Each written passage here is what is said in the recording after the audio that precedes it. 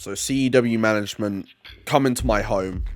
They set up cameras, they stick a director and a producer and all of that in my face, and they tell me, Byron, we need you to answer the very, very simple question, and the question that everybody always has when somebody does something a little bit questionable or a little bit unexpected in wrestling, and that is why. Why did I cost Shane Torres the World's Heavyweight Championship? Why did I cost him the X-Factor Rumble? And how do I feel about him then subsequently calling me out to a Texas death match at the X-Factor Fallout show? We'll get onto that in a second. But first, the why. Well, is it not obvious?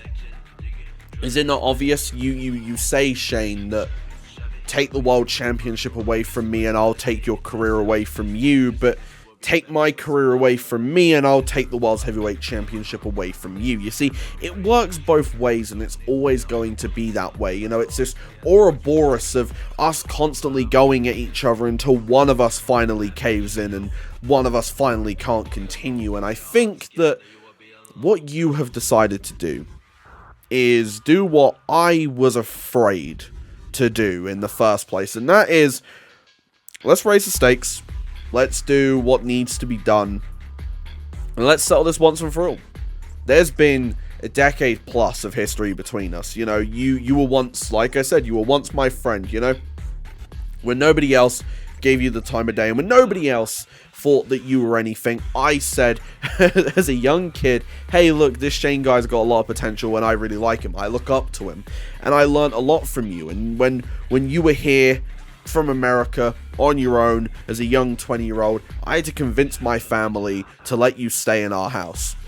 I had to convince my mum to let you sleep in our house on the couch, and I had to promise her that you weren't some weirdo. And all of that really made me think that we had some sort of connection, right? But unfortunately, I was right, just for all of the wrong reasons. Our connection isn't a brotherhood, a friendship, it's a hatred. It's a pure, unrivaled, unfiltered hatred for each other, and that is why this cannot end any other way. It can't end with me tapping you out in 20 minutes. It can't end with you trying to kill me in the parking lot or the car park, as we say in Britain. It has to end in this way. So you want a Texas death match at the X-Factor Fallout show. And a lot of people would say that I'm stupid for even considering it. But what do I have to lose anymore? You, Shane, have your dignity, your reputation as a hardcore wrestler, and your future gunning after that World's Heavyweight Championship ahead of you, right? And you have all of that to lose. Me, I have 2, 3, 4 more matches left in me, because let's be real here, I haven't got much left. And if I lose in a Texas death match, then hey, you've proven yourself to be one of the best hardcore wrestlers on the planet. But need I remind you that regardless of what's happened to me, the ACL tears, the knee injuries, the countless rehabs, the times where I've questioned myself, the one thing that has always brought me back to the dance is a good old hardcore match. And I've never competed in a Texas death match before, so you know what, Shane? I accept. It's appropriate it's a death match, because if you want to retire me before Kingdom of Glory, as cliche as it sounds, you're going to have to kill me. So I look forward to seeing you try, Shane, because let's just say it's not about the retirement tour anymore. This shit's personal.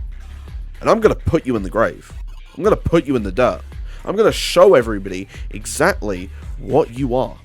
And that is a man who thinks that he's good. And to paraphrase somebody, when it comes to the World's Heavyweight Championship, it's not that nobody will let you, it's that you're not good enough.